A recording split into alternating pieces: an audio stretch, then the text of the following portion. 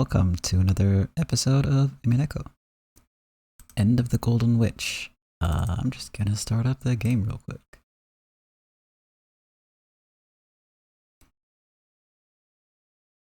Oh. Hey Julep, how are you doing? It's been a while. I hope you're doing good.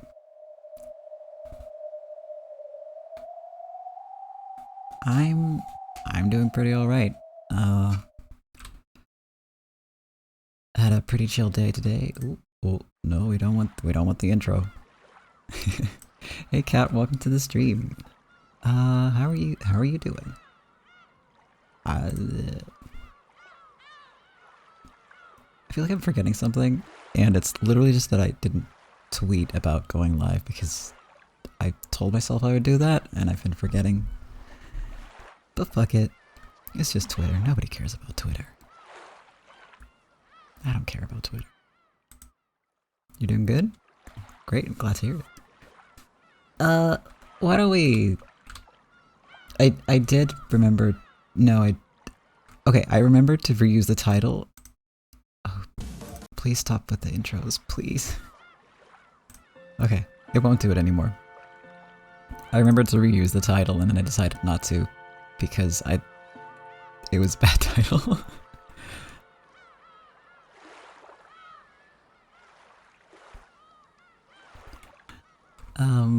But yes. Today we will find out who that blue-haired girl is, which should be very, interesting.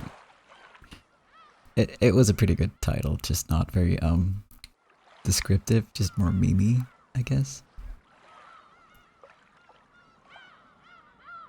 And I'm glad you're doing good, Julep. It sounds like you had a lot going on. Some good, some bad from the look of it, but I'm glad you're doing good. Nice to see you again. Let's... Oh my goodness. I can't... Okay, so... A little bit of context here and why things are a little iffy today.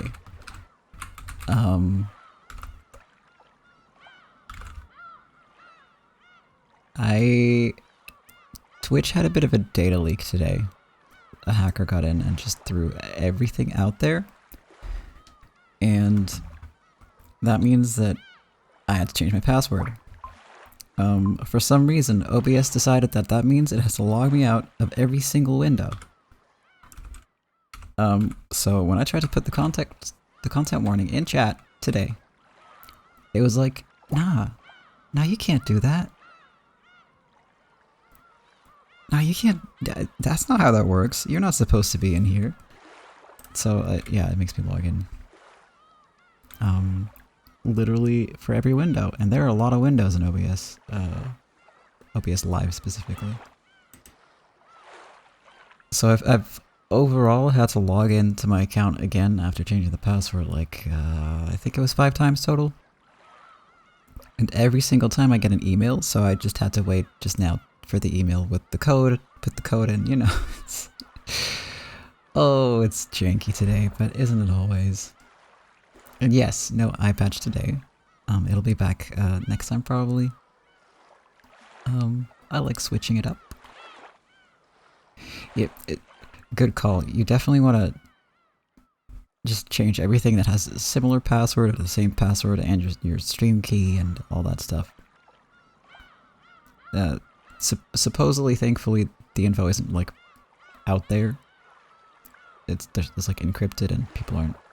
It was mostly a gotcha, but I don't know. It's early days. We don't know exactly how that's gonna pan out yet. So better to be safe, right?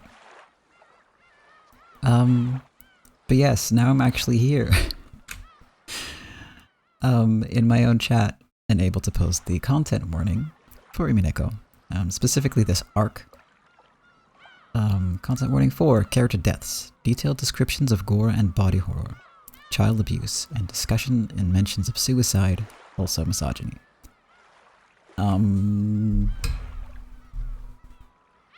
I will be updating that later on for later episodes because I think there's one thing I forgot, but I have to triple check that.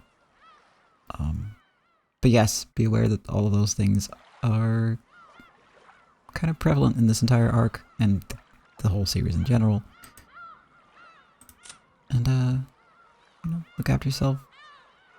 If you don't want to deal with any of that stuff, totally understandable. Alright. Now, where we left off last week, we found out, or we got kind of a glimpse at what likely happens 2 years before the game board starts.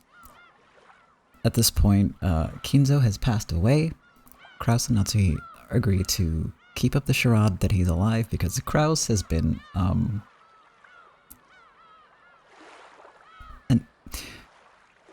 kinda dumb. Because he's been investing in, space tourism in the 80s. Yeah. So that's like 30 years too early.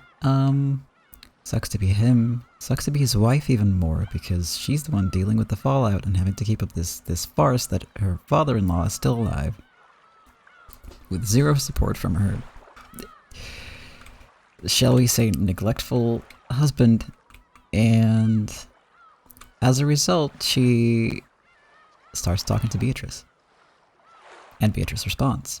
And then Berncastle comes in, is like, this isn't real. She's alone right now. So that hurt us all very much in our hard place. Because, kind of cruel. And that was it. That's kind of all we had time for last week. If you'll remember, 2 weeks ago, we saw a blue-haired character, a young girl, who was just suddenly on the island. And perhaps we're going to find out who that is today. So let's dive right in.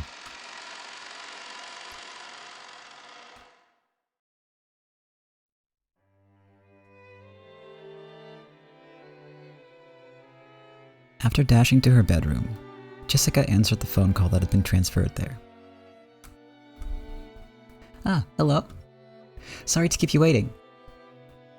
Battler. What do you think you're doing not contacting us for 6 years? How's it going? Oh, really? How the hell would I know? Cram it, you jackass. So you'll be coming to this year's family conference? It's been 6 years.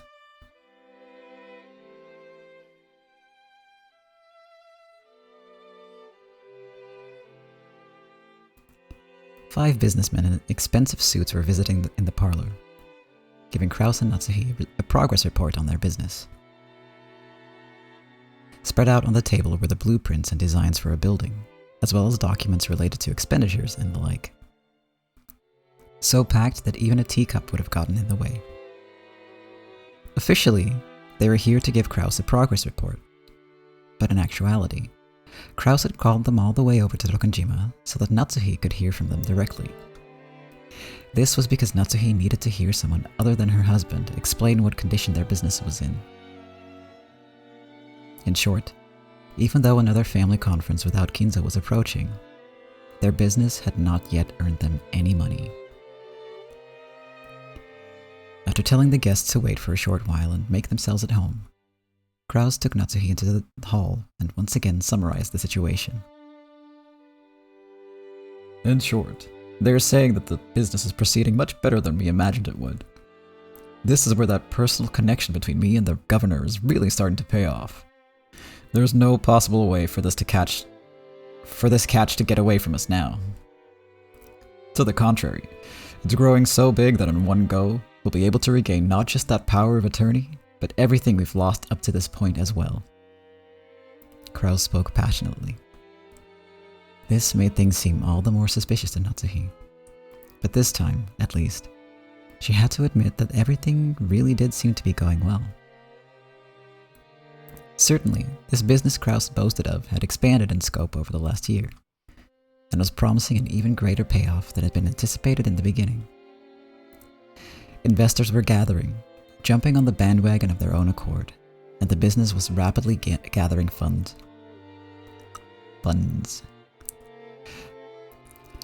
It was a perfect example of the saying, money makes money.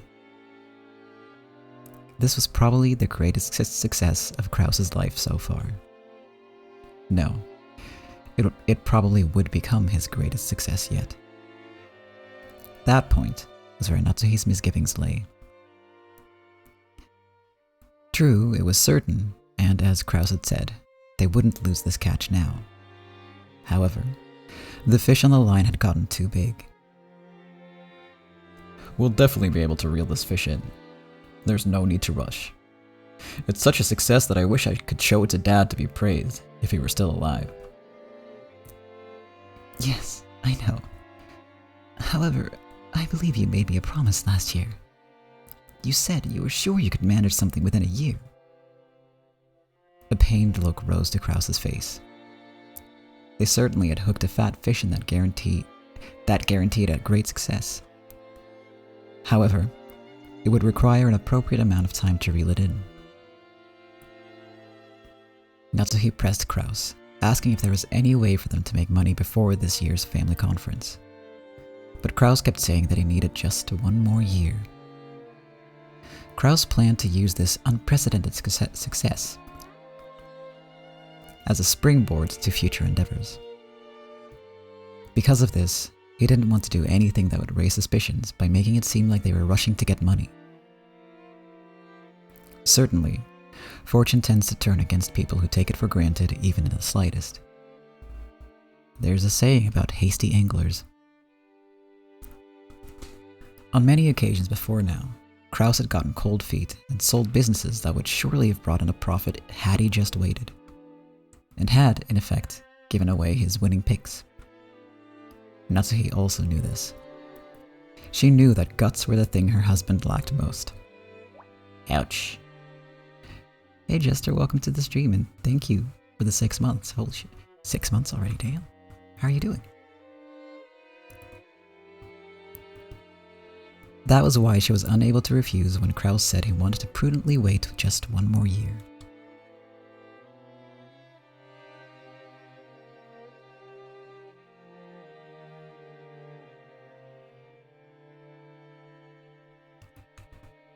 Poor Natsuhi, I feel really bad for her.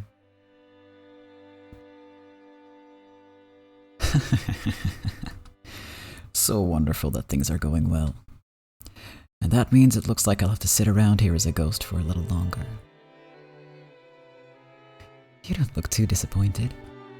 Your life is fated to be chewed to bits by demons as soon as you leave this world. My apologies, Father. For another year, you might not be granted peace. It is fine. Do not worry, Natsuhi. I am no longer the Ushiromiya family head. The ghost of the study should obediently follow the current head's commands.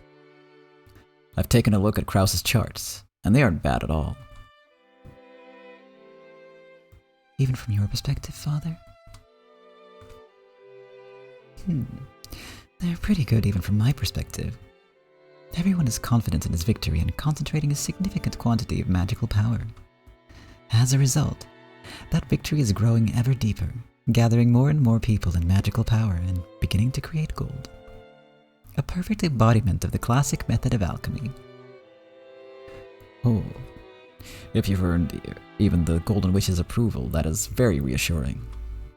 Be pleased, Natsuhi. This business of Kraus's will save the Ushiromiya family from its crisis without fail. Thank you very much. And if you would, once again. We'll have to overcome one more family conference, won't we? Yes. I think things went well last year, but I imagine some of the relatives will find it suspicious. I think this year's conference will be a critical period.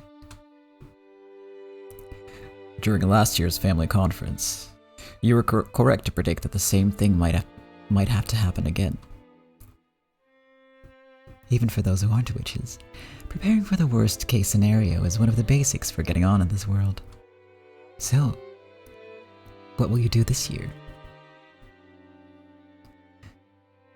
Just like last year, I will see to it that a high concentration of the servants who know Father's secret are here on the day of the conference.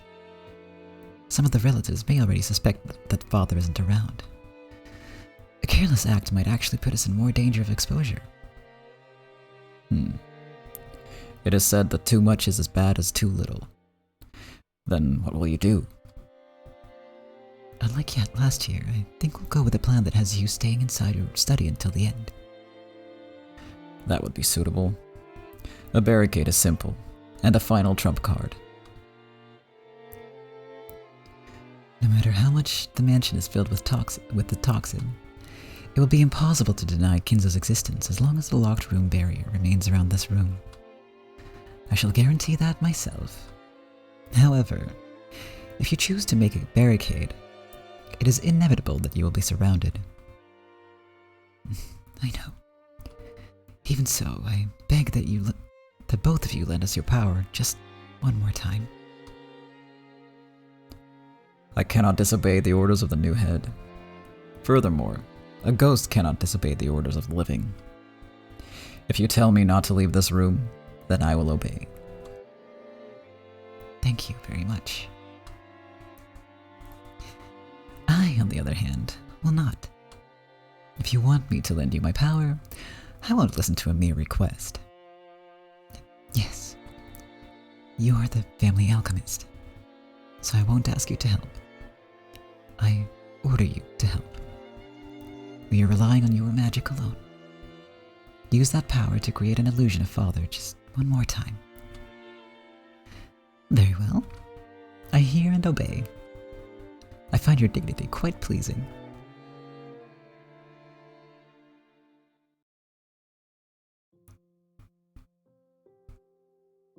That was cute. From the shadows of the study, Balor watched the exchange between these three. I see. And then this year's family conference comes around. Grandfather shuts himself in his study because he's in a bad mood and doesn't appear in front of anyone.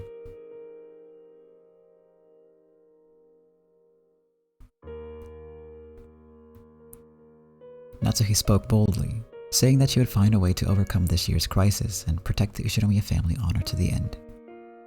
Kinzo praised her, saying that he was relieved to hear it and trusted her to succeed. Beato also praised her, saying that Natsuhi's dignity was even more fitting for the family head than Krause's. However, right now, the true number of people in this room was... At the same time I thought that, no, just because I thought that, Beato grabbed her chest and moaned. Don't worry. We're still outside the game board, so I won't deny you or grandfather over there.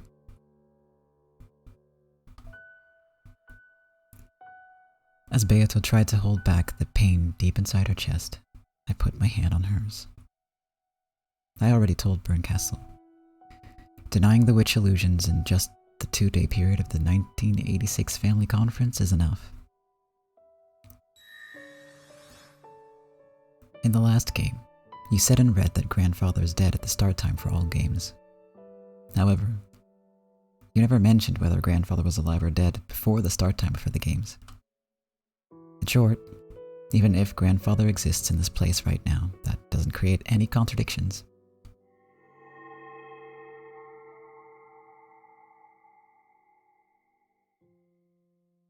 My hand that was touching her let off a faint blue light, which seeped into her chest. That light tenderly wrapped itself around the splinters in Beato's chest. And I also can't deny the existence of the Beatrice in this place. The number of people on this island outside the game board, in other words, before October 4th, 1986, has not been declared in red. Therefore, there is nothing strange about Beatrice existing here.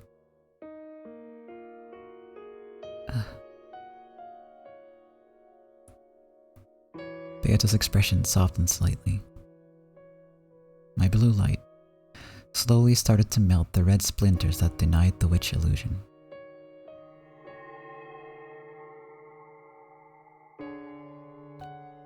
Beato still wore the same sad expression, but she lifted her face and looked me right in the eye. Even though she was silent, her eyes told me that the pain had gone away. The feelings that showed in her eyes were gratitude for taking the pain away, and appreciation, or was it surprise, that I had left even a tiny bit of leeway for witches to exist.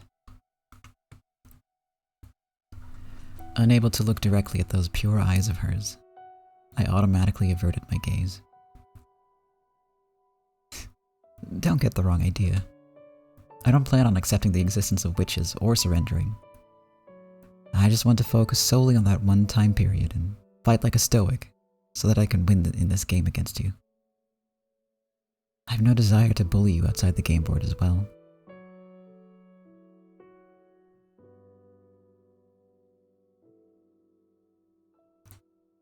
Beato hung her head. I was still facing away from her. However, we waited wordlessly for a while, my hand still on hers. By now, no one would believe that this woman with sad eyes was the same person as that prideful Beato.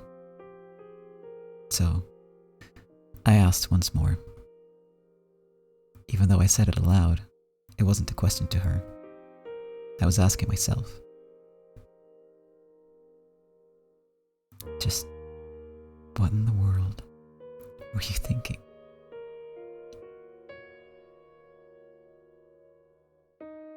That's right. Even though this is Lambda Delta's game, I have to find you here. I have to find what you thought and what you were trying to do. Very soon, this game will also reach October 4th, 1986. The 5th game will finally begin. And this time, I'll reach the end. The end of that journey. I'm not worried about the obvious stuff like murders and tricks. What did you, the Golden Witch Beatrice, think? And why did you do what you did? What were you hoping for? That's what I'm going to find out. That's right. I already know the method for reaching the end of that journey. And I've been shouting it since the very beginning. This time, I really will flip over the chessboard. I'll untangle this tale not from my side, but from yours.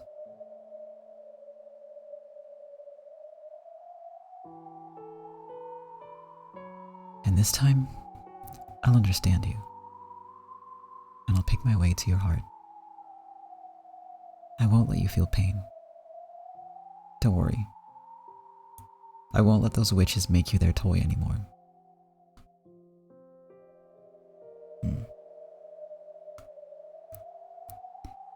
Beato looked up at me again and gave a small nod. That's right. The position of the Game Master might have been snatched up by Lambda Delta.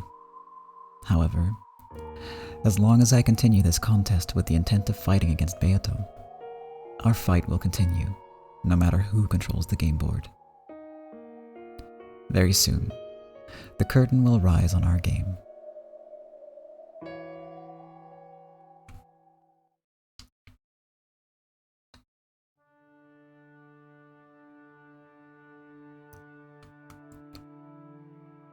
During this year's family conference, we must conceal the master's secret once again. Yes, I understand.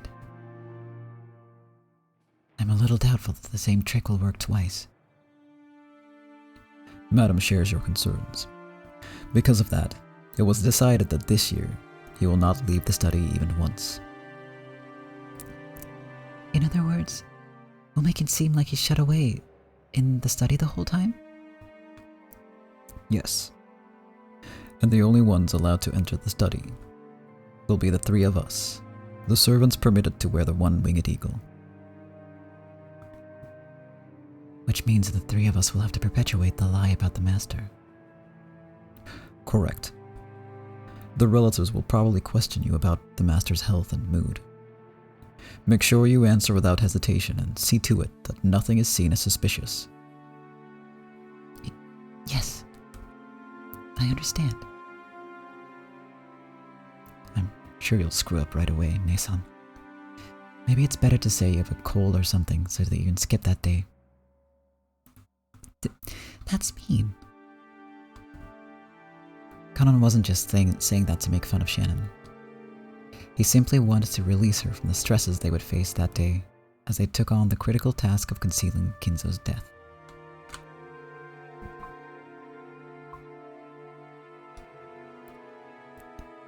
Genji-sama, is it really necessary for Shannon to work that day? We can manage things well enough without her. That I cannot do. Madam gave strict orders that the three of us be scheduled to work on that day. Yes, I am prepared to perform my duty successfully. Don't screw up. I won't. Shannon grew sullen, and Kanon shrugged. Then Genji told them that they weren't taking this seriously enough. Shannon, Kanon, the master we serve has already passed away. However, until he has truly passed on, we will continue to serve. That study is not empty. The master is still there, hard at work on his usual research. Make sure you take that to heart. Yes, Genji-sama.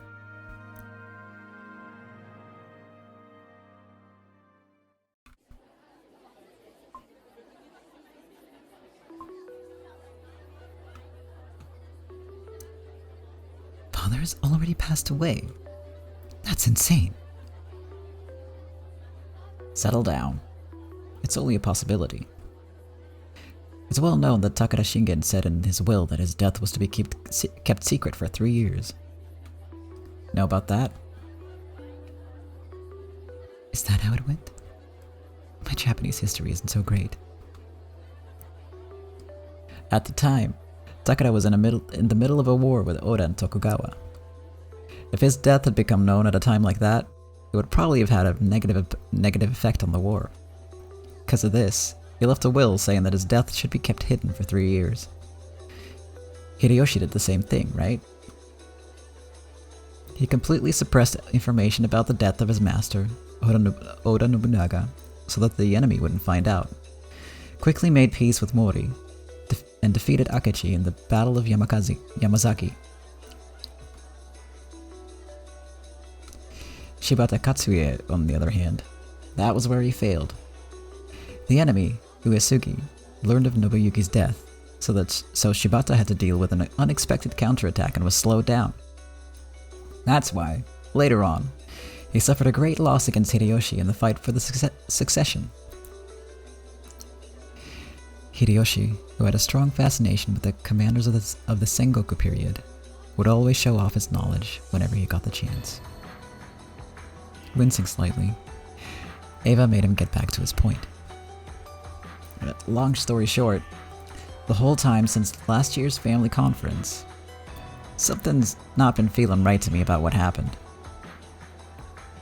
You mean, the time when Rudolph and I were talking about the inheritance and Father overheard us from the hall? That's just it. Natsuhi-san and the servants kept saying Father was here or there and that he seemed to be in a bad mood. But not a single one of us relatives saw Father, right? If what you're thinking is right, what does that mean? Does it mean that Nisan is trying to get all the inheritance for himself? Of course, hiding someone's death is a very dangerous thing to do. And all things considered, I'm not sure Krausan would be willing to do it just to have the inheritance to himself. But it is possible. Well, it's true that Nisan has always been greedy.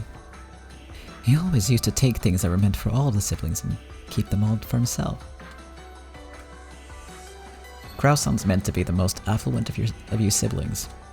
For Krausan to scheme to keep the inheritance all to himself to the point of accepting the risk of hiding Father's death? I don't know. It sounds a little unbelievable to me. But last year's family conference was just so strange. It makes me wonder.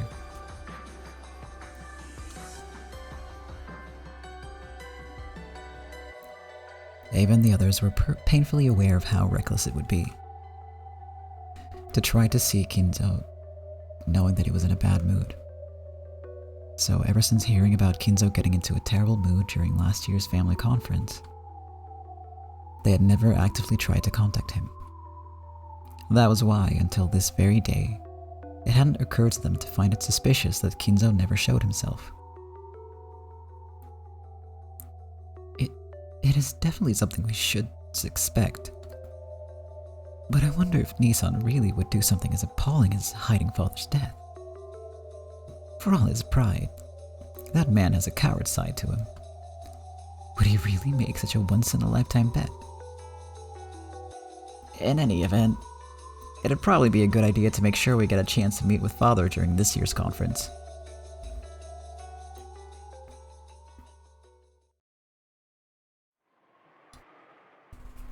Hideyoshi's a smart dude.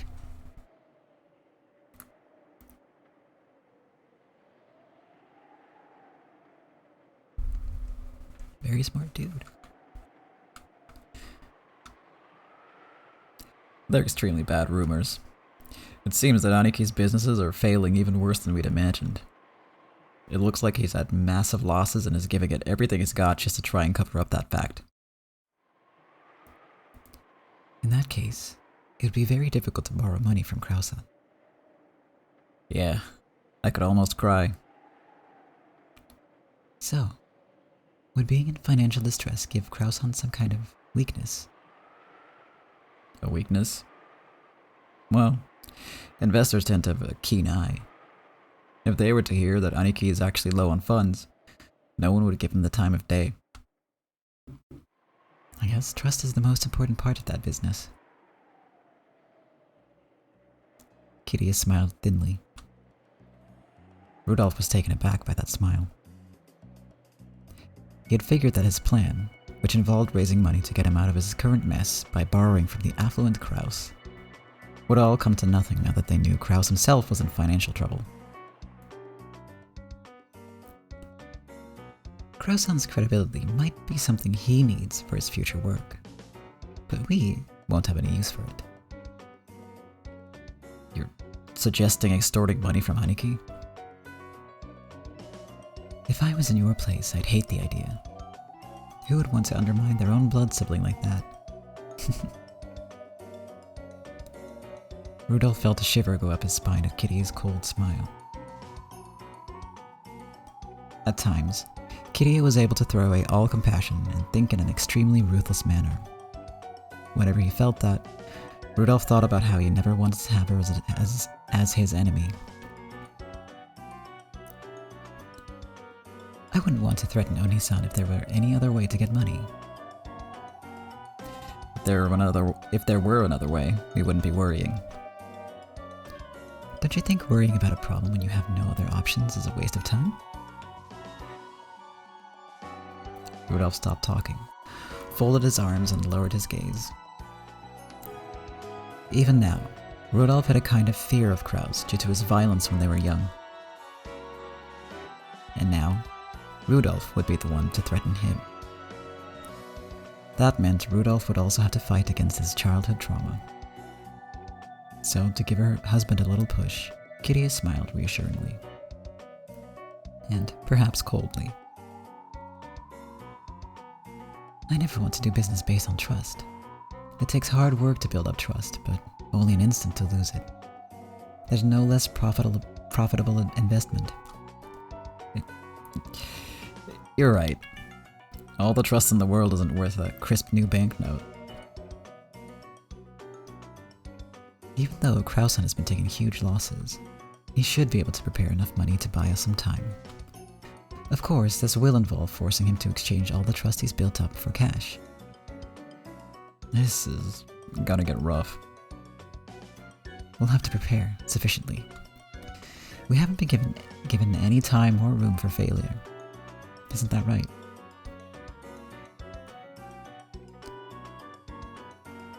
Among my Kyoto friends, there are a few people who are very good at investigating that sort of thing. I'd rather not be in the depth of these people, but do you want to try meeting them? They don't give receipts, but I'm sure they'll dig up something that makes them worth the investment.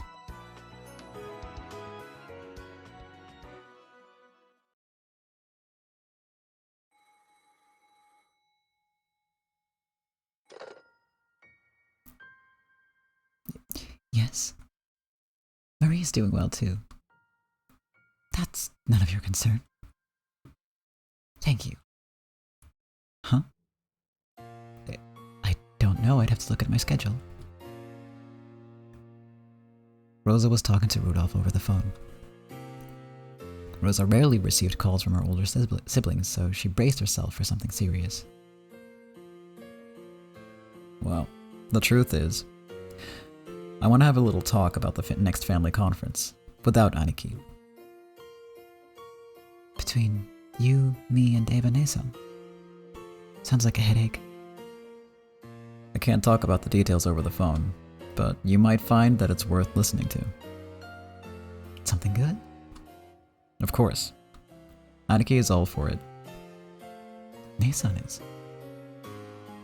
We just want your approval. We aren't going to ask you for money or anything like that.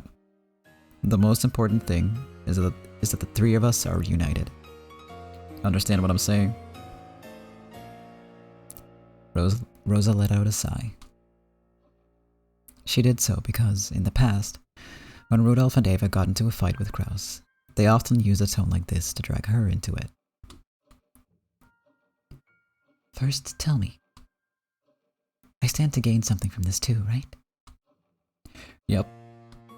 The three of us will each grab 200 million out of this. If things go well, we might be able to squeeze out more. That should be enough to wipe out your debt, right? And when will we be grabbing this by? Within this fiscal year, of course. I need it. Aniki needs it. And you need it too, Rosa. All three of our problems will be settled. So, its chances of success are good enough that Nesan's agreed to it. Now do you want to hear? I know it's a bit sudden, but let's meet this Sunday, 7 p.m, at that coffee shop you like in Ginza. That's the only time Aniki's schedule and mine match. Any problems? If it can bring me 200 million, I have no choice but to listen. Then, let's meet at 7 p.m. this Sunday at Leopold's. Say hi to Maria-chan for me. You can bring her too if you want. Don't talk about money in front of that child.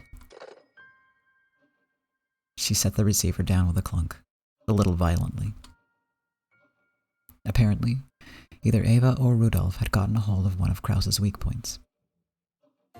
They were probably thinking of threatening him with that at the next family conference and forcing him to pay money. Even before hearing the details, she knew full well that it could be nothing good. But even so, this was a once-in-a-lifetime chance to pay back her large debts. Rosa took a notebook out of her handbag and went to fill in the day she would be meeting with Rudolph and Eva. Then she frowned and smacked herself hard in the forehead. Because written there was DZL with Maria. Maria was in her room, playing around excitedly with Sakutaro and the others. Her room looks very appropriate for October. Lots of pumpkins I didn't notice before.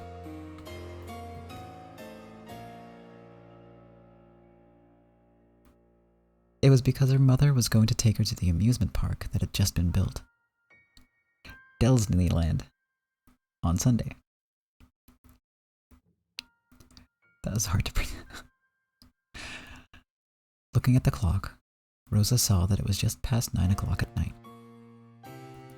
Maria was breaking the lights out rule. After covering her face and agonizing for a while, Rosa stood up and stomped over to Maria's room. The room was almost certainly a mess as well. At least tonight, that was convenient. As she stood outside the door to Maria's room, listening to the happy laughter seeping through, Rosa's face twisted in anguish once again, and she looked at the floor. Then, when she raised her head again, her brow was furrowed and her face had become an ugly expression of anger. God damn it, Rosa.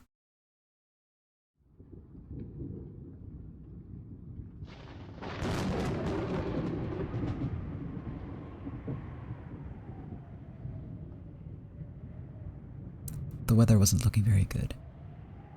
The weekend forecast had said that there was a high likelihood of a tropical cyclone growing to a large typhoon. If it was true that premonitions tended to be right, then this year's family conference would probably take place in absolutely horrible weather. In fact, Natsuhi wished that a typhoon large enough to stop boat travel to the island would seal Rokkenjima away forever. If that happened, she would be able to keep Kinzo's death hidden as long as she wanted. If only the typhoon would keep them at bay forever. Natsuhi let out a deep sigh. Just doing that made her headache throb. As the day of the family conference approached, the intensity of her headache just kept on increasing. At that time, the phone rang. Natsuhi turned the television off and picked up the receiver. Hello? I apologize for calling you during your rest. It is Genji. Is something the matter? There is a phone call for you from the external line. However, they will not state their name. They aren't saying their name? Yes. The person in question said you would know when you spoke with them. What would you like me to do? It might be a prank. What did they sound like? I believe it was a young man. Do you have any ideas as to who it might be? A young man? Natsuhi didn't have a clue who that might be. In the first place, there was no one amongst her acquaintances who would do something as rude as refusing to state their name. And on top of that, a young man? Natsuhi thought that, as a wife, it wasn't right for her to have connections with men other than her husband, much less a young man. It might be considered suspicious.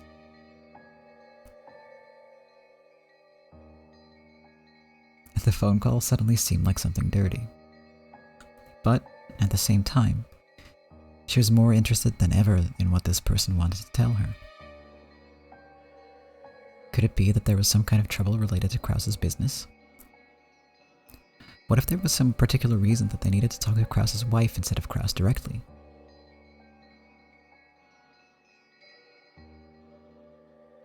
No matter what the message, it was her duty as a wife to hear it and relay it to Krause. If it was some strange kind of extortion attempt, she just had to firmly refuse and inform Krause that she had received a phone call like that. If the call was something irritating, then she just had to tell Genji to never again send her a call if the caller refused to state their name.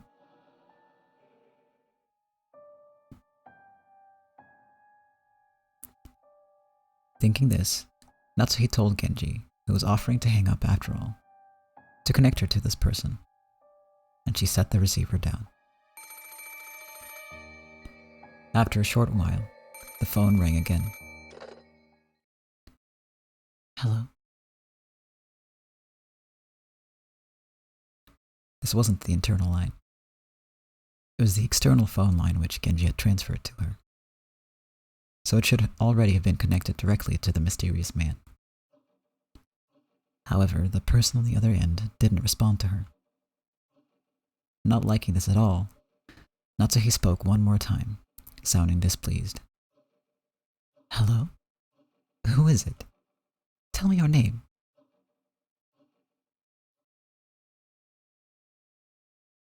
Silence. She heard something that sounded like a sigh. She automatically gulped.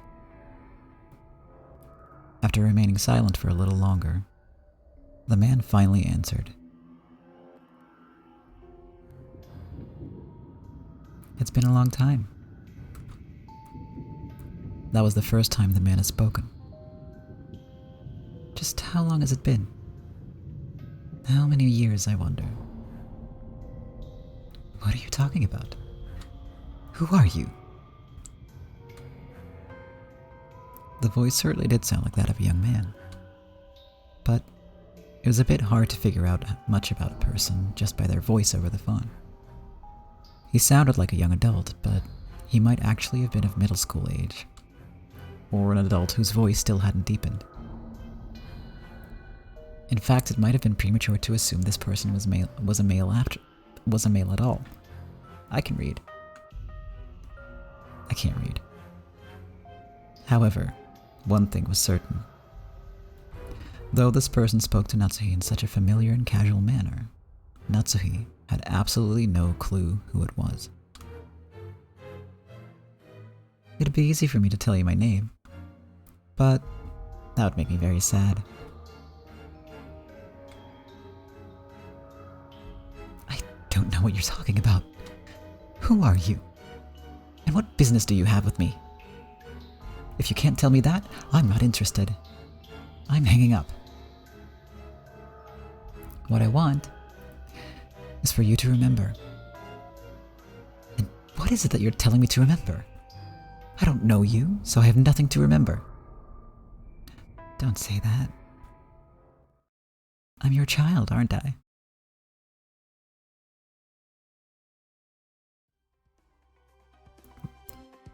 What did you say? What are you talking about?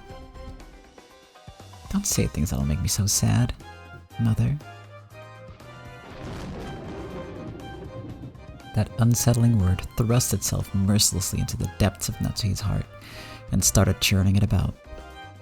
In Natsuhi's entire life, no one had ever said anything so unsettling to her. In her bewilderment, Natsuhi felt her heart beat so loudly that it felt like it would explode.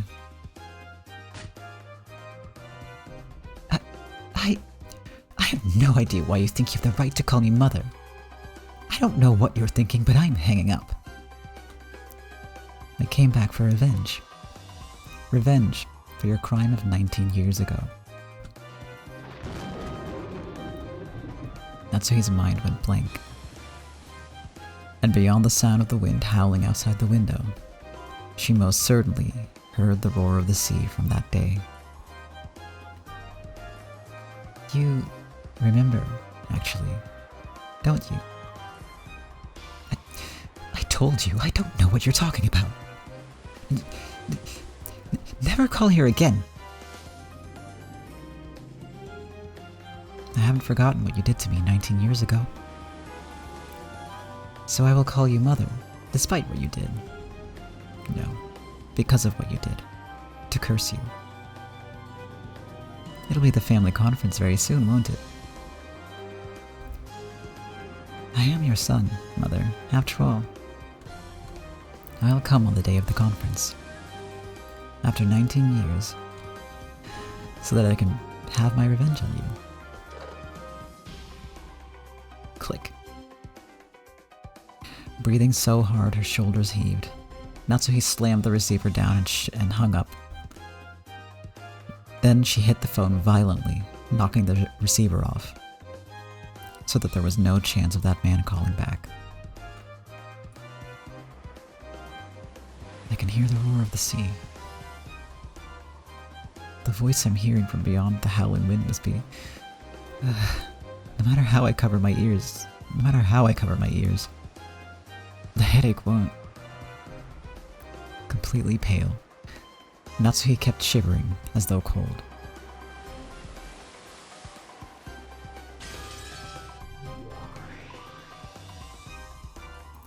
Lambda, are you there? Yes, I'm here. I'm anywhere you want me to be, Bern. Then crawl into the cupboard under the kitchen floor. Or in a jar of rice bran paste, if you want. Oh, you're gonna dip me in bean paste and bite me? But in that case, I'd prefer to be dipped in honey. And in return, I'll cook you in sugar water. At least make it sweet soy sauce with sweet sake. So what's up? You want to play with repetition requests? That's right. Is Natsuhi's phone conversation here a fact? Lambda Delta grinned unpleasantly, as though sizing Burncastle up. She was probably trying to tease Burncastle by taking her time on the repetition request. Declining to repeat? I don't know. Let me see.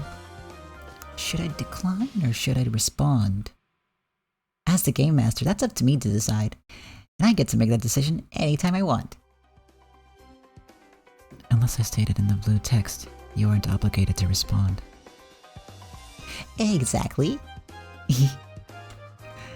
For now, the best you can do is be all like, Natsuhi has a secret from 19 years ago. What could it be? Make sure you're sitting on the edge of your seat, alright? Of course, this fishy telephone call occurs before October 4th, 1986. This is still before the start time of the game, so it's not necessary to question whether it's true or false in the first place. Since you, the game master, went out of your way to show me this, I'm just going to assume you're setting up for something. You're setting up something for later. It might be a trick, but I'll at least keep this move of yours in my memory. I placed this card face down onto the field. Ouch, what? Direct attack. After suddenly being conked on the head, Lambda Delta was bewildered. But perhaps this incomprehensible exchange was funny to her, because she quickly bent back to giggling. Are you done preparing the game board now? Yeah, that's right. Now we'll finally move on to the game. On to October 4th, 1986. I wonder what number October 4th, 1986 this is. The Endless Witch. Beatrice. She really is a frightening child. Taking any actions on your side, Vern? No. If you aren't going to respond to my repetition request, I'm done. Turn end then. Start cleanup draw. Come. October 4th, 1986. Damn, Lambda, you scary. That face.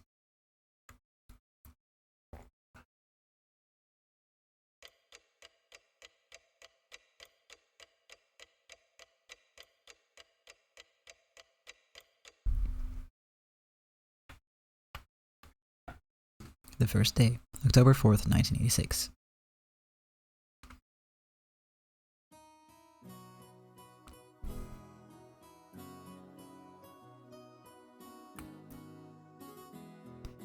This rose garden really is a masterpiece. It's gotten even more awesome than it was 6 years ago. You're so lucky to have this as your yard. Are you kidding? For me, it just makes it a longer walk to the harbor, which is a real pain. That's a pretty luxurious worry. Ugh. Getting to say hi to the roses every morning before school. So awesome. You must get late after saying hi to so many roses. Shame about Anja though. I hear her stomach gets upset easily. Apparently. It's probably her intestines that are weak. She's always getting diarrhea. Ugh. You shouldn't say something like that about a lady. Sorry about that. Yeah, I forgot. Marshmallows are what comes out of a girl's butt, right? So, Anja got sick and the marshmallows turned into syrup. Yeah, that's too disgusting. George and Jessica slammed a knee and a fist right into either side of Balor's gut. Whack, smack, thud. The smack thud was probably the sound of his knees hitting the ground and him falling over. Normally, Balor possessed the good sense you'd expect of an 18-year-old man. However, it seemed that this reunion had brought him back to the mental age he had been 6 years ago. And, bit by bit, Jessica and George realized that they were also returning to the way they'd been 6 years ago.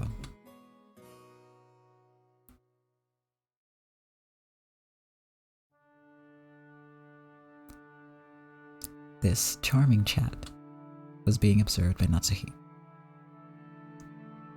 gazing through an open window in the hall. One sec, my throat's like not having it.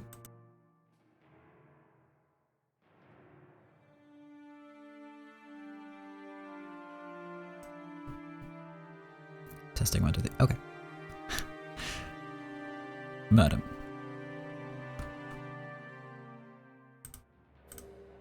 Kuro-sama is searching for you. I'll go in just a bit. It isn't even lunchtime yet, and I'm already tired. The sparks had been flying between them and Ava's group only a few moments earlier. The others had pounded on Kraus and Natsuhi over and over to get Kinzo out of his study. Apparently, they hadn't been fully tricked at last year's family conference after all. There are no problems with father, I assume? Correct. Leave it to me. Shannon and Kanon are also fully aware of today's arrangement.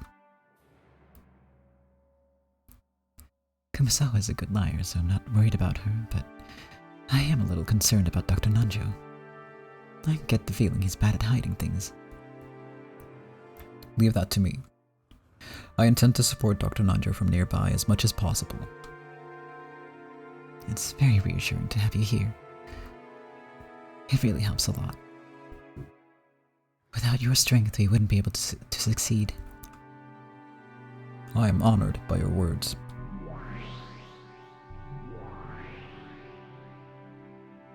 Don't worry. The locked room barrier on the study is perfect. As long as the barrier remains unbroken, no one will be able to expose Kinzo's secret. Yes, I understand.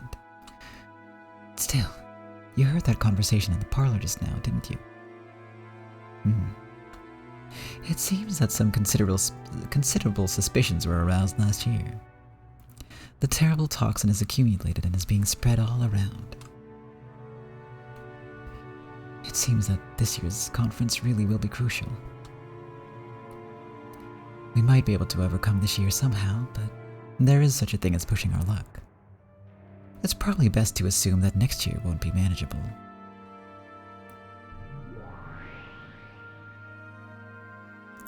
There's our boy, it's been a while. It's been 2 weeks. I need to calm down.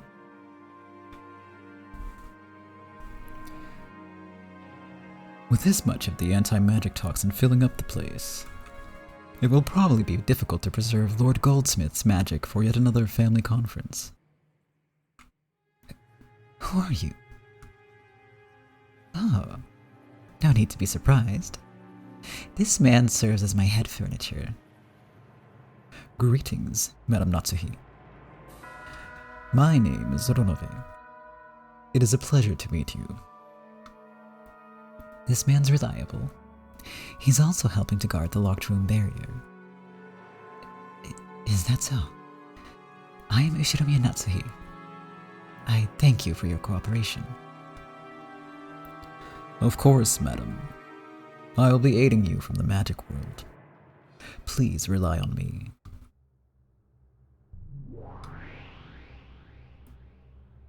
In that case, I guess I'll introduce myself next. It's Cap. Hi, Iriche. Long time no see. Ah, Cap. It's hard to see you're here as well. Well, I only came to have some fun. If you need an extra hand, let me know. Nice to meet you, madam. This is the first time I've said hello, but I'm always right by anyone's side.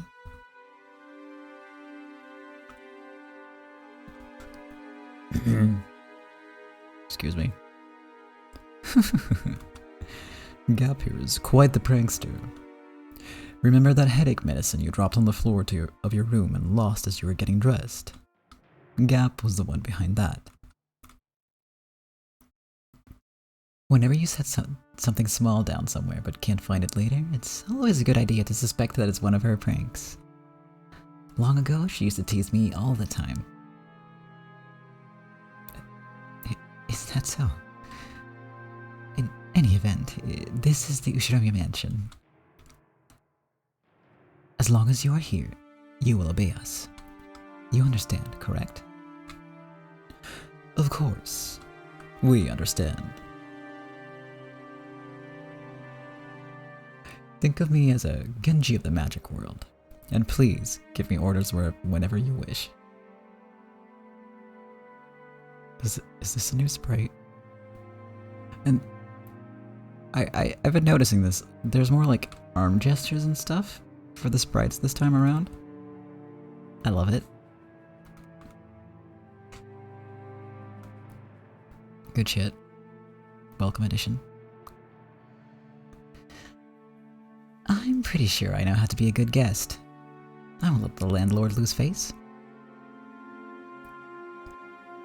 You can count on the Ronovin in the gap. However, the magic world and the human world are two different sides of the same coin. I understand. Of course, I will do all I can in the human world. Let's work together and protect Father's secret.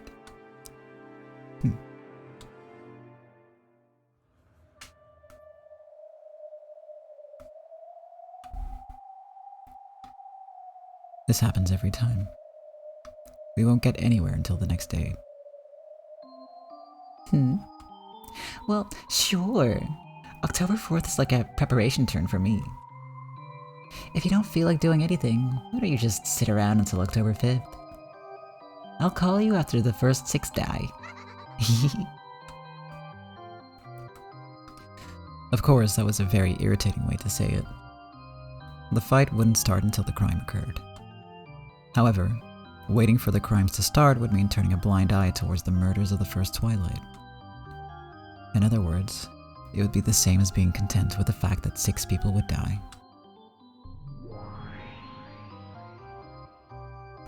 Did you know? They say that in chess, the player who moves first is twice as likely to win. Although that can change as the tactics of the match progress. Don't they say that the second player is a much better chance at a draw? Even I know what the first to strike wins means. Then what are you trying to say? This is why you're so incompetent. Seriously. Are you listening, battler? There is a mystery which can be solved even on October 4th. Do you know what that is? You don't mean... No, but... Well, watch and see, Ballard the Incompetent.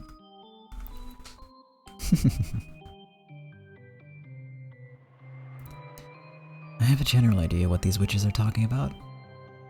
I've tried solving it several times myself in the past, but I still haven't found anything resembling an answer. On the contrary, I still can't even understand why that riddle exists.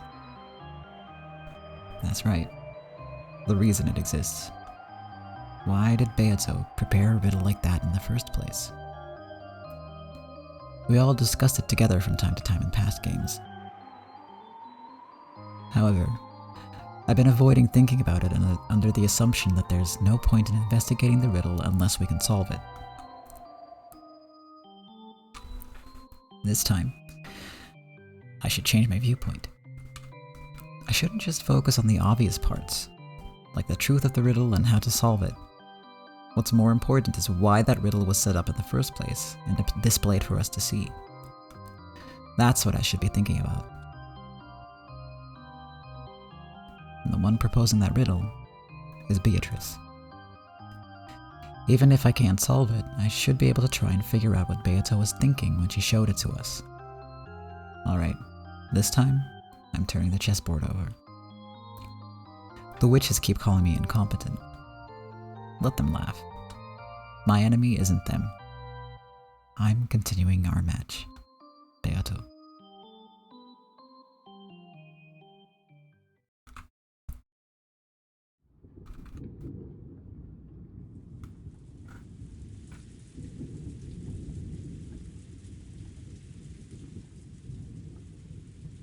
Oh. Seems like it's finally started raining. Sheesh. I wish I could keep the downpour limited to the inside of my heart. The people in the parlor noticed that raindrops had started to drip down the window. So now we have nowhere to run until the family conference ends. The same thing goes for Nissan and his accomplices. I won't let them escape, you can be certain of that. The cards we're holding aren't bad. Nissan is just bluffing. I'll make certain that he surrenders. Well, the thing about a deal is, you don't go in trying to beat the other guy. You get a pitfall ready, praise him a bit, and convince him to stand on it of his own accord. Hideyoshi-san is right. You pressed him a little too hard just now, Eva-ne-san. That was perfectly reasonable, considering it's Nissan we're dealing with. Has Rosa fallen asleep? She was complaining about how early she woke up this morning. Well, guess there's nothing wrong with taking a nap. There's a chance we might be forced to spend all night on this. Getting a nap in now is probably a smart idea. Out of consideration for Rosa, who had fallen asleep on a sofa, the others quietly left the parlor.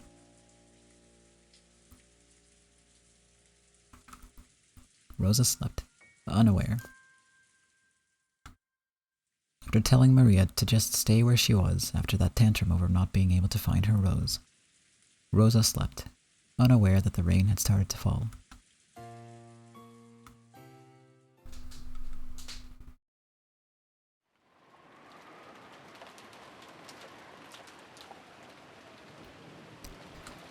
The rain poured down as though it had been saving up for this moment.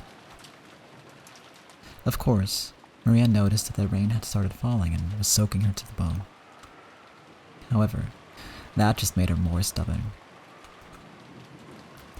Unable to find the poor, slightly unhealthy rose that she herself had marked. She couldn't just stand. She just couldn't stand having that search be interrupted by something like the rain. So the more the rain fell on Maria, the more stubborn she grew. And she wandered around and around the rose beds. As she did, from behind her back came a patter-patter, the sound of approaching footsteps. Then, whoever it was stepped in a very small puddle, making a light splashing sound, and Maria finally heard. However, even the slight distraction that sound caused made her feel irritated, and Maria ignored it despite having heard it. Hello. Ah. Maria turned around, bewildered. After all, that voice was one she didn't recognize at all. On this sealed-off Rokkenjima, that voice belonged to no person she knew.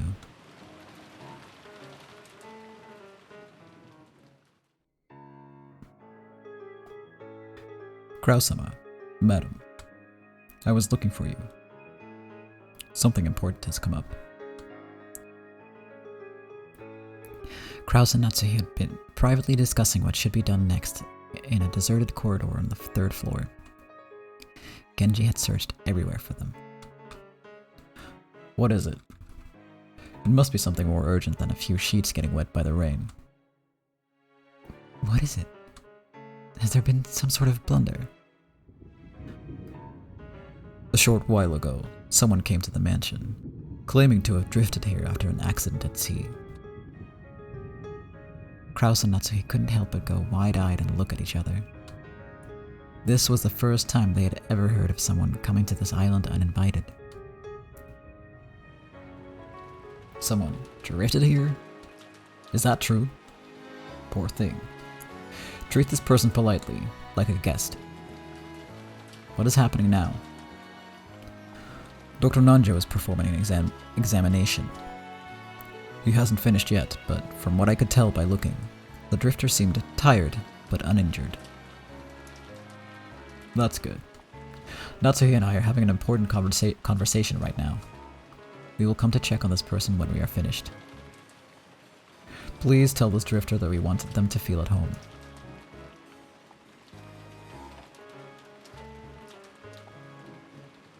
Certainly. Genji bowed deeply and started to leave, but Natsuhi called him to a stop. Genji stopped walking and Natsuhi jogged up to him. Genji, is this drifter a man? No. She is a young woman, about the same age as Milady. A woman? I see. Very well. Back to your work.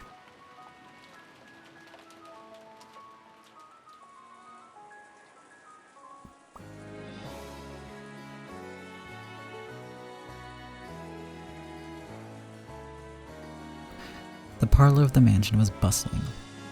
The adults gathered, concerned about the well-being of this sudden guest. Well, if she was able to walk all the way back to the rose garden by herself, her life probably isn't in danger. It always helps to be prepared. That's probably all thanks to the life jacket. Without that, she might have drowned. What kind of girl was she? Older or younger than George? Jessica-chan? She was younger than Jessica One-chan. She was wearing a life jacket and swimsuit. Looked all tired out. Assuming she washed up somewhere near the harbor, that must have been a bit of luck amid disaster. It would have been terrible if she'd landed on the opposite side of the island. Still, you have to feel sorry for her. With this weather, the boats won't be coming. I imagine she'll also be stuck on this island all day tomorrow. At that moment, the door clunked open and everyone looked in that direction. Would anyone like some tea? It was Goda and Kanon, with the latter pushing a serving cart laden with a tea set. Goda understood well that doing a little extra at times like this would earn him points. The relatives, hungry for information, crowded around Goda. Goda ordered Kanon to serve the tea and became the sole object of the relatives' attention. Goda-san, how's that kid doing? Does she seem well? Well, I don't know about that. But there's no need to worry. Dr. Nanjo is giving his full attention to taking care of her, and Kumasawa and Shannon are with him. Please, do not worry. Why not relax with some black tea for now? Come, Kanon-san. Quickly, serve it. Why do I have to? Kanon knew that this tea was just Goda's way of earning points, so he lined the cups up with a slightly sullen air. I'll help too. It's alright. You can just wait there, Maria-sama. I want to serve tea too. Didn't you talk with Dr. Nanjo? Did he say anything? Yes. When I met him a short while ago, he said that there weren't any serious external wounds. And from what I could tell at a glance... Just as Goda had successfully captured the gazes of all present and was about to start talking knowledgeably on the subject, Nanjo returned. Of course, Nanjo instantly became the center of attention. Kanon turned his back on Goda, who seemed downhearted. Dr. Nanjo, how is her condition? Does it look like she'll be alright? Not to worry, everyone. She is fine. She had no injuries at all. It seems that she is quite worn out, but there shouldn't be anything to worry about, as long as she doesn't develop a fever tonight. That's good to hear. We're lucky enough to have a doctor, but this is no hospital. Hey Magikarp, welcome to the stream. How are you doing? Everyone was relieved to hear that the girl was in good health. When Nanjo gave them more detailed results of this examination, concluding by saying that she was young and should therefore be fine, everyone who no longer fell under this description nodded in assent. Okay, this is a perfect time for me to drink some water. Yeah, I'm doing alright. Just, we're finally getting to the point where our mysterious new guest is revealed. So that's great. Yeah. Just trying to keep, keep the vocal cords going. To make it sound like it's like they're not going, but it's fine. I could feel the grit settling in sometimes. It's like, that doesn't sound right. It's fine though.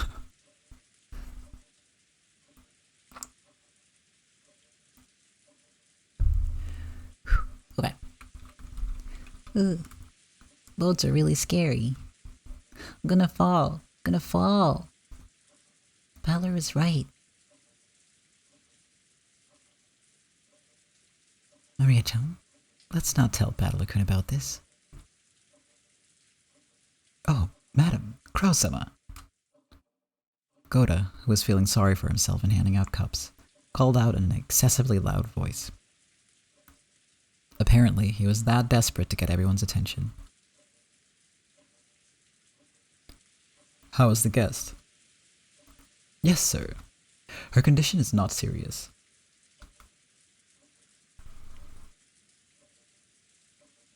I see. I'm glad to hear it. Where is she now?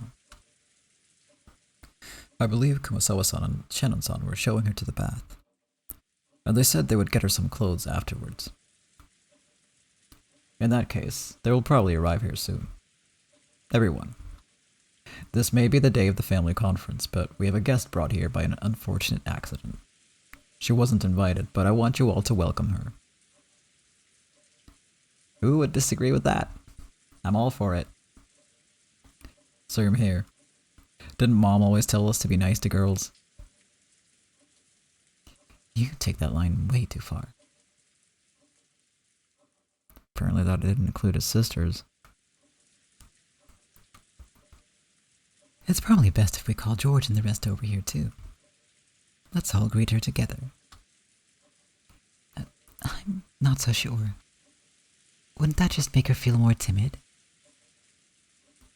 Ava stood up and made a phone call to the guest house.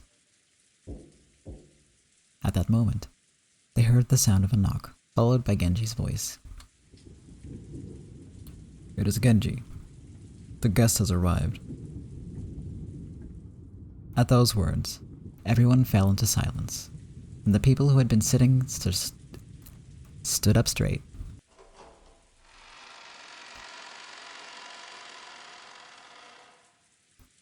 Genji came in first, opening the door slowly, then moved off to the side, bowing deeply and urging the guest forwards.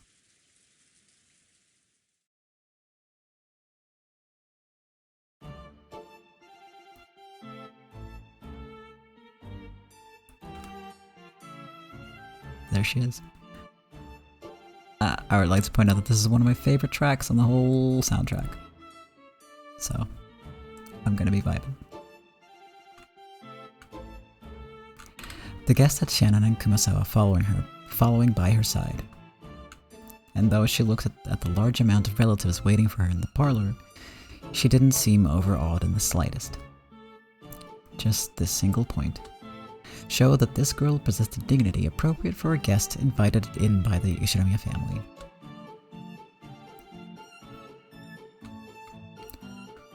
Furudo-sama, allow me to introduce you.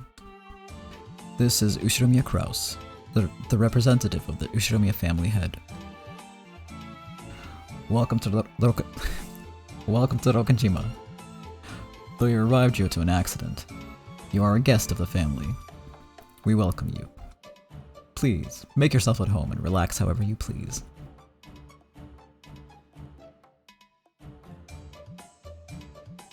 Thank you very much. Allow me to introduce myself. I'm called Furudo Erika. My deepest apologies for disturbing you members of the Ushinomiya family like this. I am truly grateful for the warm welcome I've received despite my status as an uninvited guest. There was a general sigh of acceptance. The clothes she had been lent were probably Jessica's formal wear from long ago. but the composure of her introduction gave the impression of a dignity by no means inferior to the clothes she wore. The girl's name was Furudo Erika. I'm just gonna say Erika though, because I can't switch language pronunciation mid-sentence. She looked slightly younger than Battler and Jessica, but her composure and mannerisms were beyond what anyone would have expected from a high schooler. Almost as though she was a well-to-do family's daughter.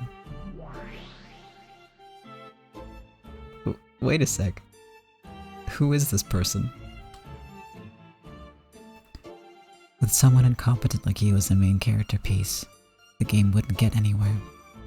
That's why I've placed myself there as a piece. Well, it's just a bit of a bonus. Even in a closed circle, it'd be boring to see the same faces every single time, right? Quit messing around. This piece doesn't exist on Beato's game board. Beato and I won't acknowledge it. This is Beato's game board, right? If Beato refuses, then I'll think about it. And Beato's opinion?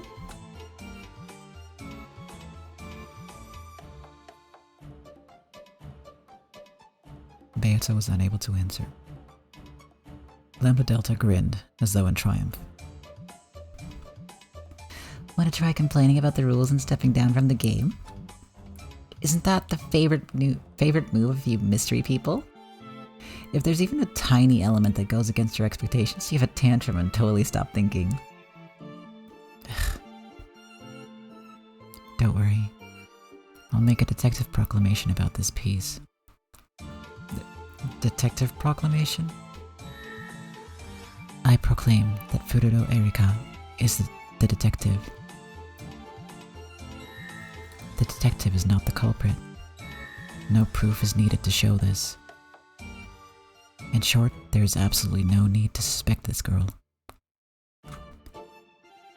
With this guarantee, you can theorize the same way as you always did. Even now that she's appeared as a human piece, right? That's Nox's 7th commandment. It is forbidden for the detective to be the culprit. There was an exception clause in the original, but for this game, the detective isn't the culprit has been proclaimed in red, so you don't need to consider the exception. I hate word games, so I'll say it in red too. Furudo Erika is not the culprit. Repetition requested. Furudo Erika had no influence on any of Beato's games before now. Sure, I'll respond. Furudo Erika had no influence on any of Beato's games before now. She's nothing more than an extra character who appears for the first time this round. She does not exist in the worlds before this one, nor does she influence them. In that case, what happens to the number of people on this island right now? Of course, it's +1 over the previous number. But don't worry. It has only increased by 1 person, Furudo Erika. Besides her, the number of people on this island is exactly the same as it was in the previous games.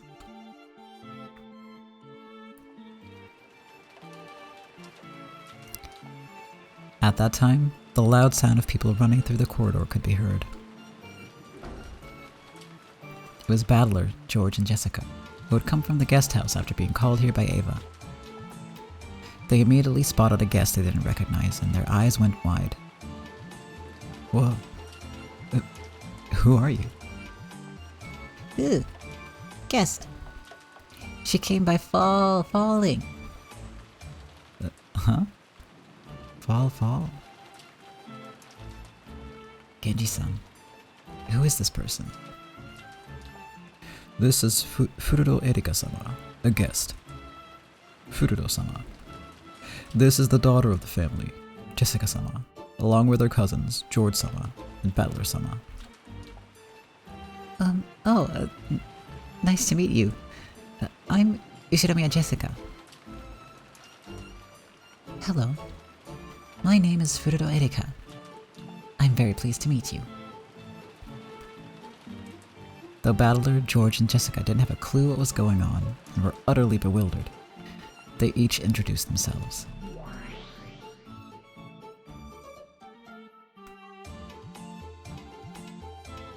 Isn't that convenient? This way, the number of people is clear. The people in the guest house have joined up with the rest, and now, all of the pieces except for Kinzo, all of the humans, have gathered in the parlor. Looks like it. In other words, the number of people in this parlor now is equal to the total number of people on this island. There were supposedly 18 humans on the island, but since grandfather was actually dead, that became 17. And now that one piece of burn castles has been added. The number of humans on this island has returned to 18.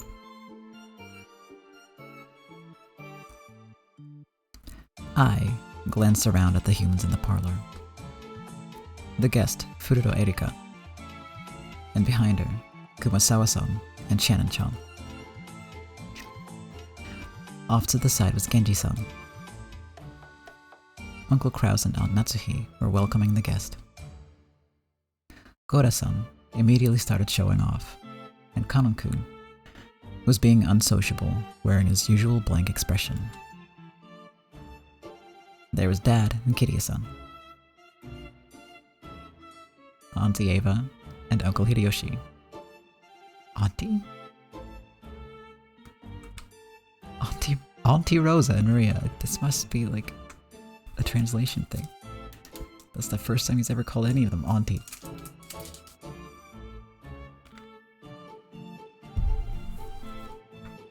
And Dr. Nanjo. And on either side of me, George Ariki and Jessica. This is everyone, the true number of people on the island at the moment. All of us are Ushiromiyas, so please don't feel obligated to call us by our family name. I'm George. I'm Battler. Nice to meet you. Thank you very much, George-san, Battler-san.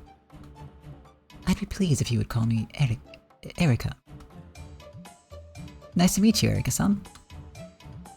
Erika was welcomed like a guest, and it was decided that she could borrow the bedroom next to the cousin's room on the upper floor of the guest house. In front of all the relatives, she had seemed dignified and a bit stiff. However, as she talked with George and Jessica, her expression began to soften gradually. And so, the detective, Fururo Erika, was placed on the game board.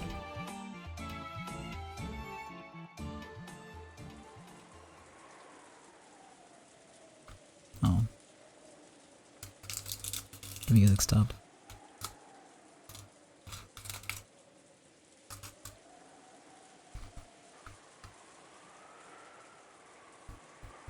I'm surprised that Jessica's old clothes suit her so well.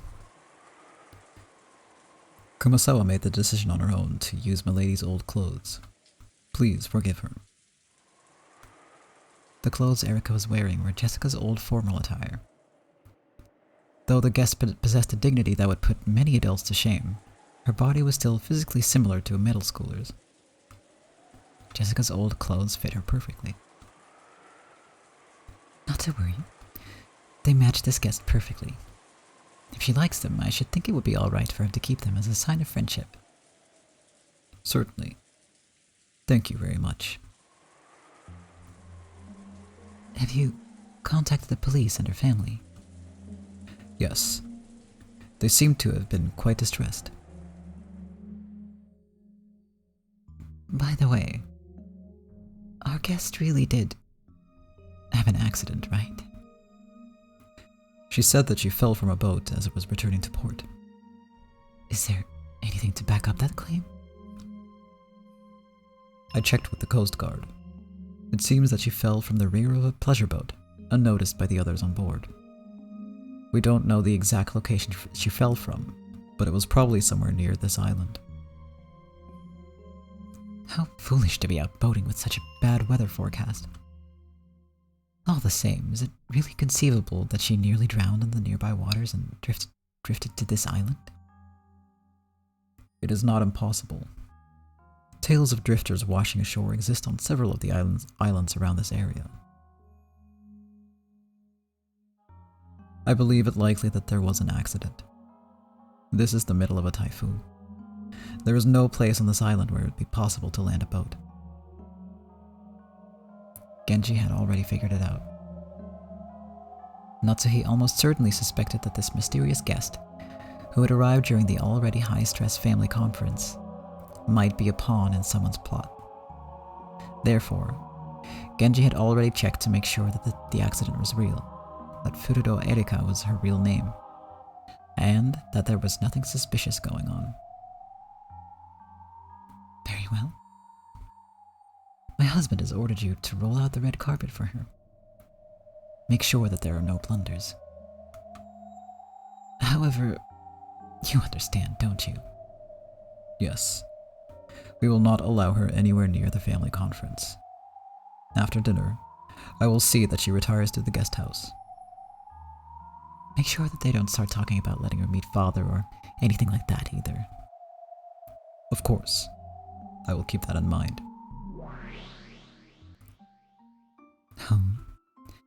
Furudo Erika, was it? It's rare for guests to come here to Rokkenjima. She looks as though she'll be entertaining, don't you think? She's probably Lady Burncastle's piece.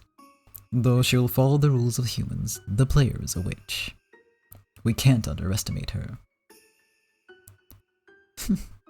There's no problem. Even if she were Lady Burncastle herself, she is a human, and so she is no match for us. After all, we have Gap with us. Humans certainly cannot win against Gap. True that. Thanks.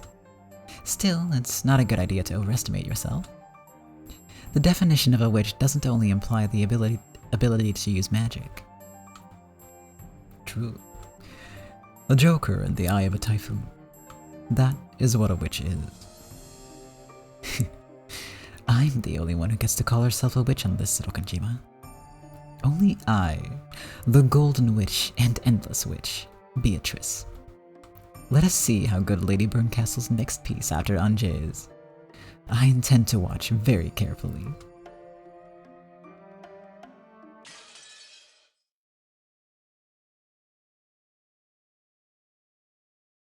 Bam.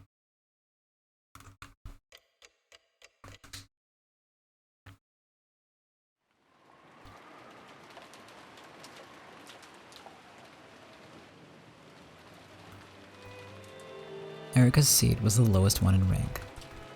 In other words, it was at the inferior end of the table. Since Kinzo's seat at the high end of the table was empty, if you turned the whole thing around, it sort of looked like Erika was the host of this dinner. Well then, everyone. I would like to begin tonight's dinner, if I may. After Goda's announcement, dinner began with the almost customary applause. It was finally the beginning of the dinner orchestra conducted by Toshiro Goda. Sitting at such a majestic dinner table was no everyday thing for these people by any means, except for those in Krause's immediate family. However, they were all used to it and acted as though this was completely normal. Again, if anyone was to be surprised, it should have been Erika. And yet, she showed no surprise at this dinner, and acted with composure, blending in with everyone else. There wasn't even a sliver of the fear one might expect from someone who had wandered here like a lost puppy. What a mysterious child. She doesn't seem the least bit flustered over the Ushinomiya family's grandest dinner of the year. Kids these days have nerves of steel. Definitely not something I dislike. Furudo-san, are you accustomed to meals like this? I'm impressed that you look so composed. No kidding. She's a real pro. Heck, I still get confused about which fork I'm supposed to use next. Yeah, was it this one or this one?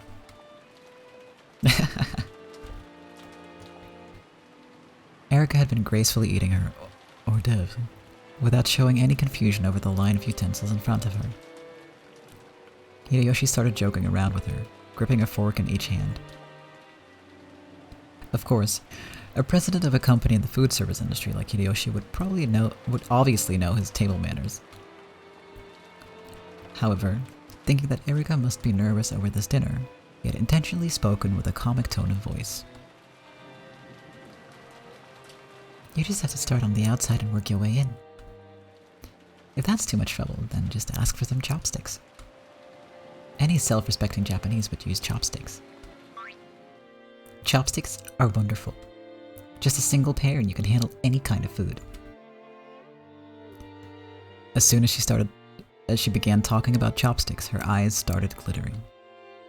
The smile she now showed for the first time is far different from the dignity she had shown before, and more like something you'd expect from someone her age.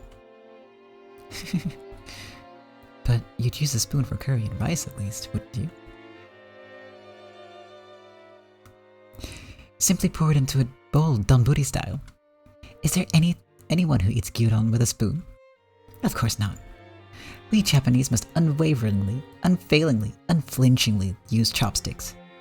So, Gora-san, if you please, I would like some chopsticks. I shall show everyone the proud and proper way for a Japanese person to eat. Incidentally, what is the next dish? Unfortunately, that would be soup. As she pretended to shrug, Erika winked at everyone. Of course, no one was laughing at her. She obviously knew that soup came after hors d'oeuvres in a full-course meal. Furthermore, Erika had even noticed that she had performed a little too perfectly, creating a sense of tension that led Hideyoshi to think that she was nervous herself, and that this was why he had tried to break the ice. That was why she'd started behaving a little childish and lighthearted, acting out the part of a guest enjoying a harmonious dinner. Pretty soon, not only Kirie, but everyone else also caught on. Even though she was an uninvited guest, she was apparently worthy of participating in an Ushiromiya family dinner. Smart kid. Did she really come here by coincidence? Are we sure she isn't an illegitimate child of Nissan's he's secretly invited to today's family conference? It seems she's not only smart, but knows how to brighten the mood too. And her manners are simply wonderful. It wouldn't be bad at all to have this girl as a daughter. That's pretty cruel. Where does that leave Jessica-chan? That's mean, Rudolph Nissan. Why is that mean?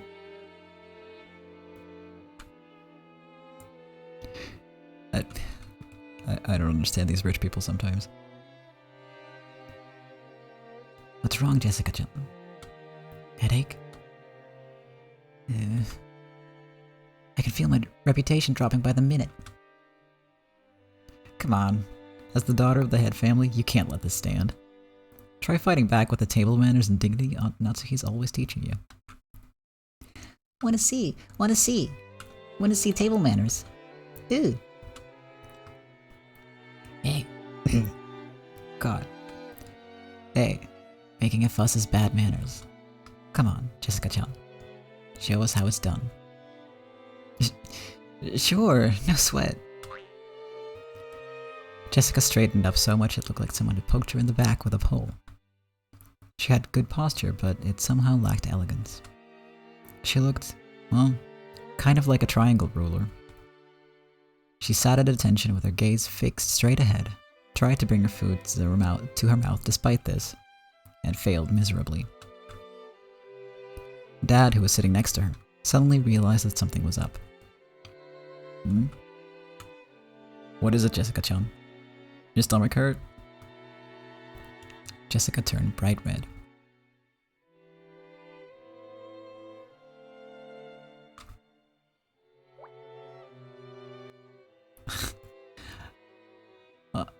Thank you, Magikarp, for the bits. I got confused about this line, because it just randomly says, sorry, I can't help myself, but there's no, like, who's saying it. I don't understand. Jessica turned bright red. Sorry, I can't help myself. We laughed our heads off. Jessica protested, still bright red. Aunt Natsuhi scolded us for not behaving ourselves. In the end, No matter how much we tried to smooth it over, we were who we were. We couldn't act like we were anything else. Still, that laughter really did help us to relax. We'd been so concerned about the guest getting nervous that we'd grown even more nervous ourselves. The lively chatter spread from where we were sitting, at the center of the long table, to both ends. And ultimately, the dinner went even more smoothly than usual.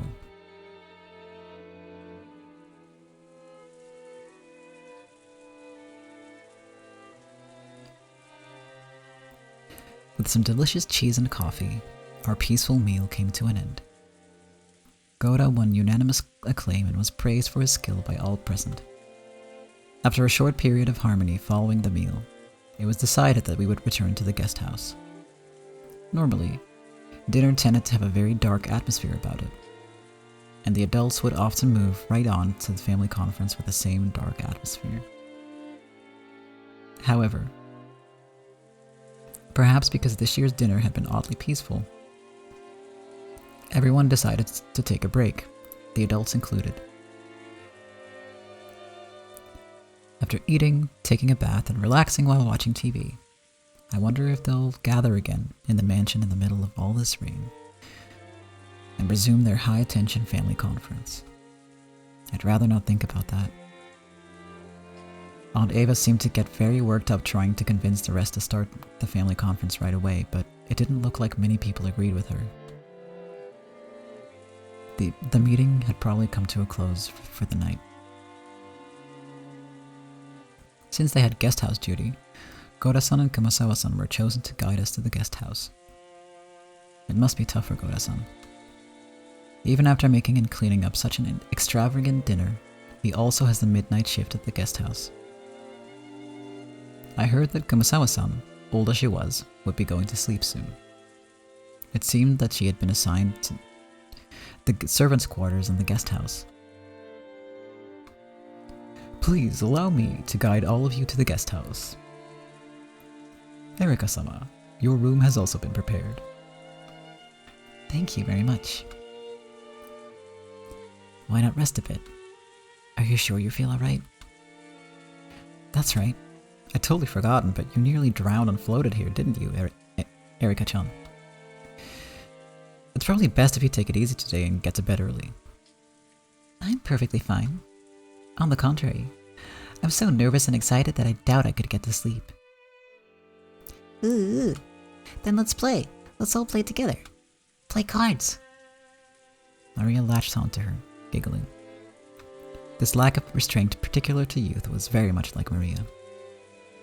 But for now, we really should be thinking about Erika's physical condition. Maria, why do you play cards with us? Erika Onia-chan says she's tired. I like cards. Please let me join you after I've had a short rest. Ooh, hooray! Hooray.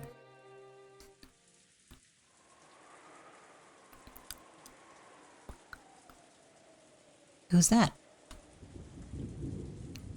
As she passed through the lobby of the entrance hall, Erika stopped walking. When we saw what she was looking at, the rest of us also stopped. Oh, that is the Golden Witch, Beatrice-sama. The Golden Witch. What are you doing, brats?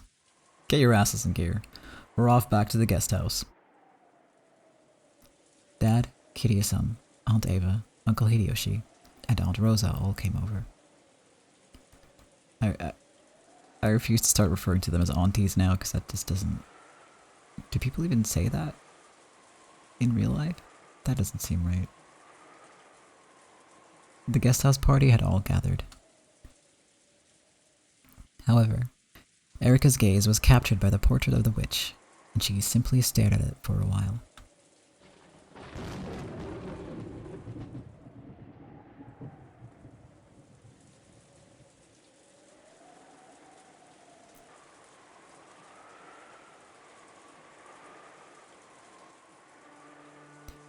Yeah, supposedly, Dad has a stash of hidden gold worth 20 billion yen, and the hiding place for that gold is written on written of on this epitaph. Perhaps because it was too early for them to all disperse into their individual rooms. The relatives who had returned to the guest house were all gathered downstairs, continuing their chat. The topic was the witch's epitaph, which Erika had taken an interest in. It really is a fascinating riddle. He displayed it in a place where anyone could see it as a challenge to our intellect. I adore challenges like that. Whoa. I didn't expect you to be so into this, Erika-chan. Do you like solving riddles or something? Well, they're interesting, don't you think? These kinds of challenges? I have no doubt that Kinzo-san intends to use that epitaph to choose his successor. When she said that, the adults froze, and slowly turned to face Erika. Why do you think that? Aunt Eva spoke with a coaxing voice. Though there had been whisperings between the relatives every now and then that the person who solved the epitaph's riddle might inherit the family headship, that had been nothing more than wishful thinking, since such a thing had never been specifically stated. And yet, though she had only read it once, this outsider had already reached that conclusion. How had she come to it? No, that wasn't the problem. If you solve the epitaph, you can become the next head. She wanted to establish this not as wishful thinking, but an outright fact. So they closed in around Erika, asking why she was so sure.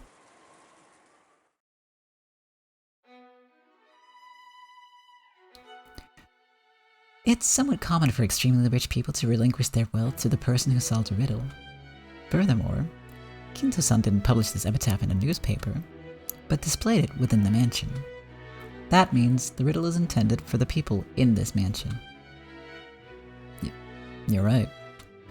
Since it's inside the mansion, there's no way for someone who can't enter the mansion to solve it.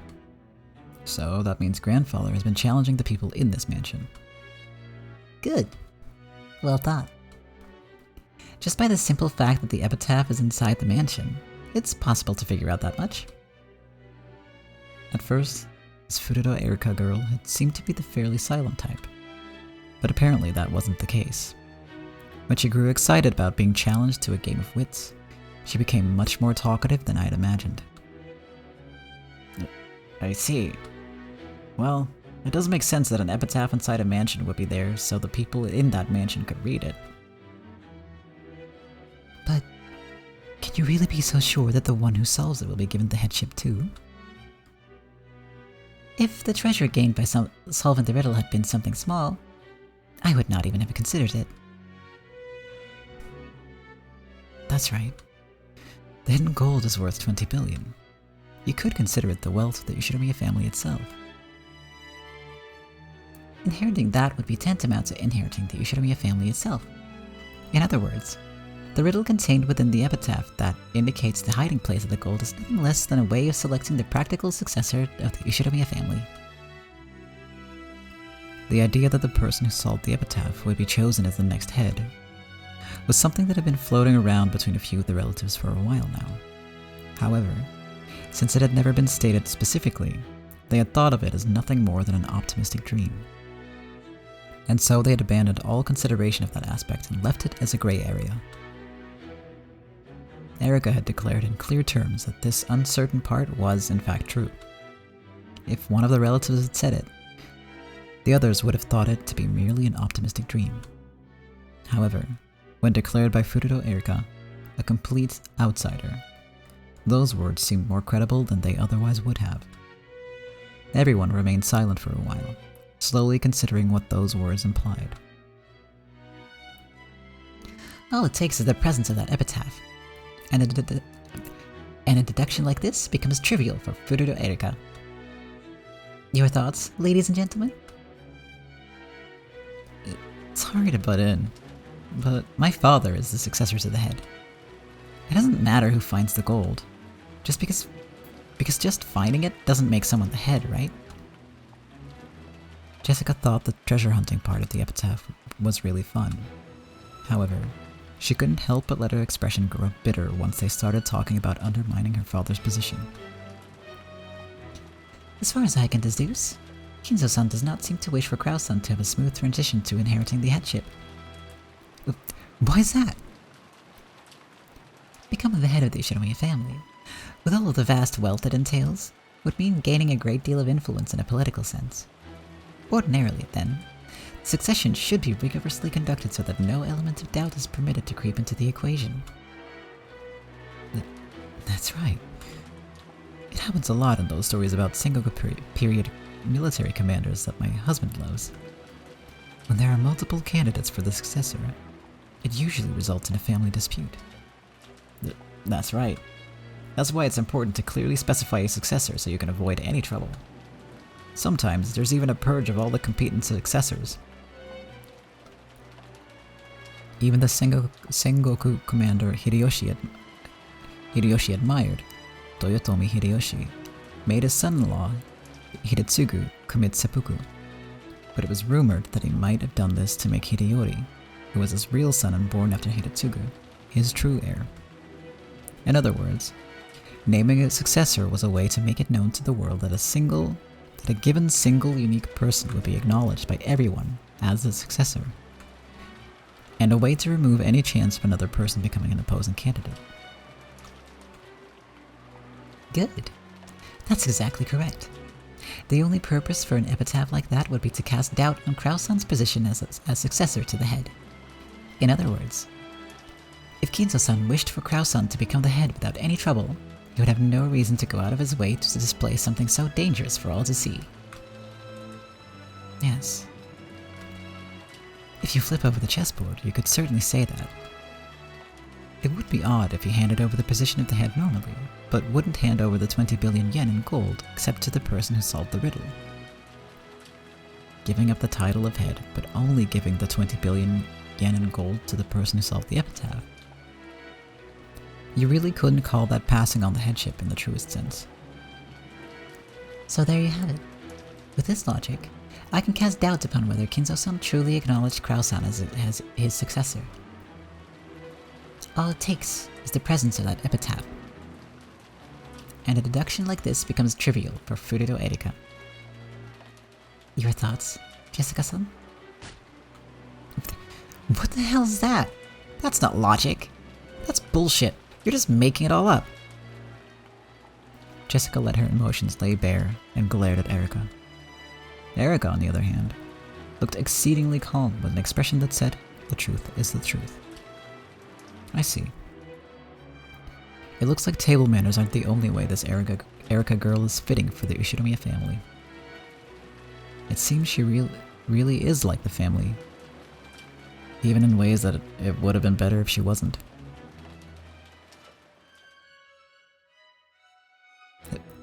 Okay. Take it easy, Jessica. And Erika, let's leave it at that for now. We can put all this about the successor to the side for now. Any way you slice it, there's no doubt that it's father's big question for us. It's 20 billion yen.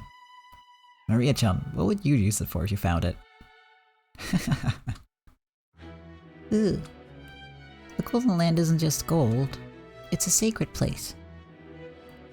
Uncle Hideyoshi persisted with his fake laughter, attempting to force the mood to improve. Everyone else tried to go along with him, but Jessica's mood didn't get any better.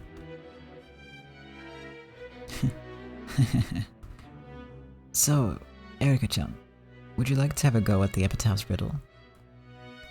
Yes. My little gray cells are itching to get started. So I would like to start solving it at once, if I may. George Aniki skillfully turned the conversation around.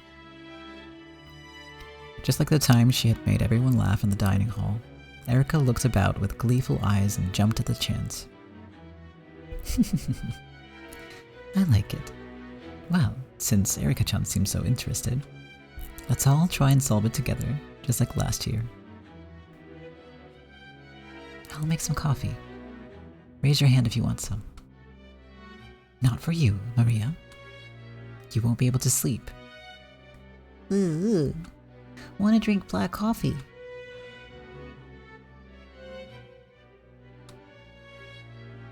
Don't they get you excited? Riddles like this? I adore them. Erica said that and smiled. Even though she must have known that she'd ticked Jessica off and made the atmosphere sour. She just smiled nonchalantly.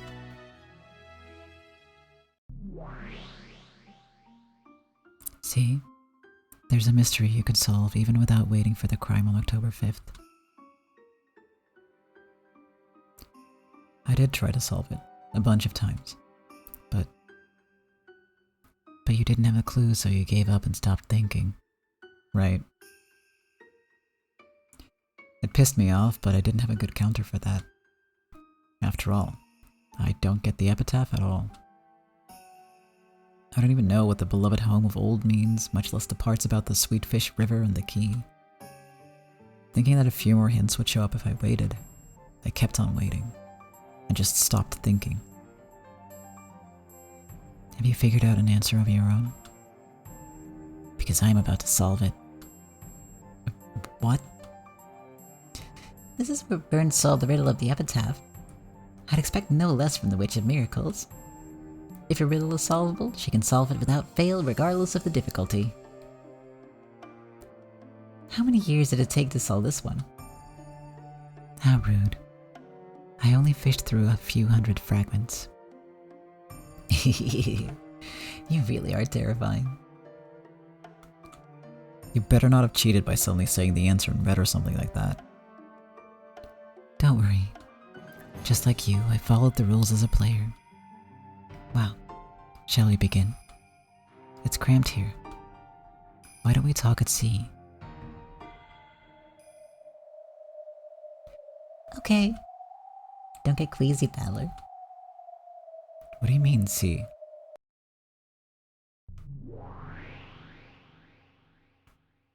Right after I thought the world had turned pitch black, I was struck by a strange floating sensation. It must have felt like suddenly having the floor drop from under you, sending you into a bottomless pitfall.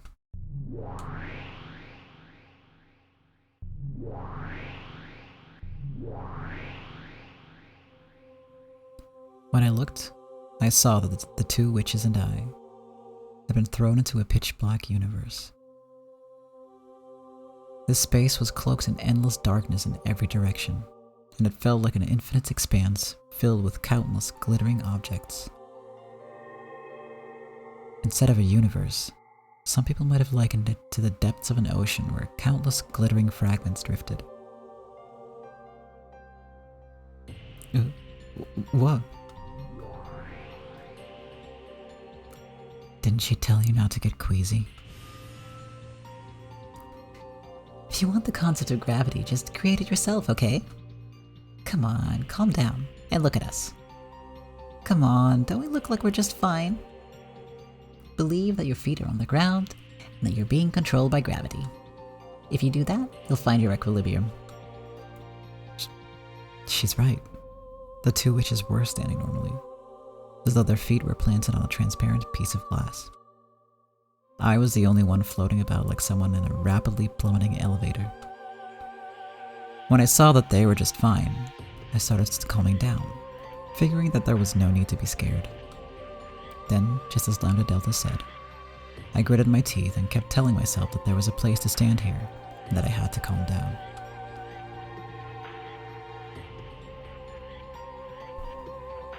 Whoa. Whew. Very good, very good. What's your name? You should have me a battler. Who else do I look like? Okay. No matter what, you mustn't lose your will, emotions, or form. After all, this is the ocean. If you lose your purpose, you'll fall into the depths of eternity and become a scrap of ocean seaweed. Be careful. I didn't get what Lambda Delta was saying, but I tried to calm down for the time being. I seemed to be regaining my balance the more I calmed down. Gradually, that weird floating feeling, like I was falling forever, began to disappear. It still felt strange, like struggling to stand upright at the bottom of a deep pool, but it was much better than before.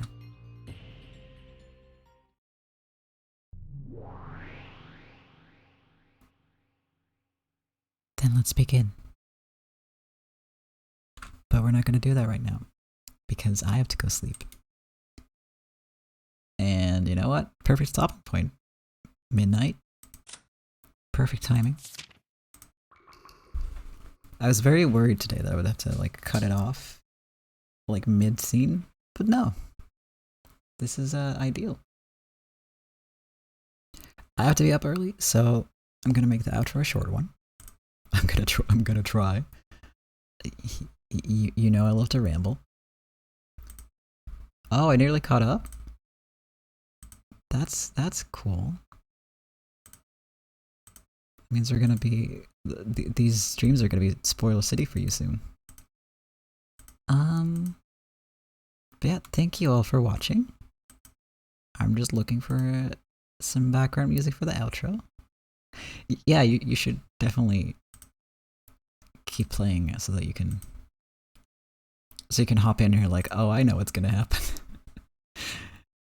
and you know, you can pick up on all the extra hints and stuff. Yeah, not all of them, I guess, but you know, get a different perspective on the second read through, that sort of thing. Yeah. You never know all the answers? Oh, you will. Just keep reading and you will. You'll figure it out.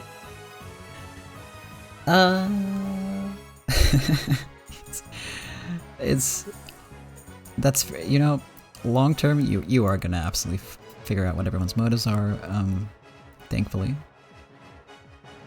Because I think ultimately that's more of a focus than, you know, the pure mystery stuff, like the who did it and what did they do. It's more about the why in the end. So don't worry about that. That's all gonna happen. It's gonna be very satisfying when you figure it out too, honestly. In my experience at least, so. I think you're gonna have a good time. Yes. Okay. Enough rambling. Thank you all so much for watching. We're gonna be back next week with more Umineko. As always, videos are gonna be on YouTube. Next week on stream on Monday, we're gonna be playing Adios, which is a game about wanting to quit, getting rid of bodies for the mob. So that should be an interesting thing. So yeah, stream on Monday, stream on Wednesday, more Umineko on Wednesday specifically. I hope to see you all again then. And again, thank you for watching. I hope you all have a wonderful night. And a wonderful week. Have a good one. Thank you so much. Bye bye.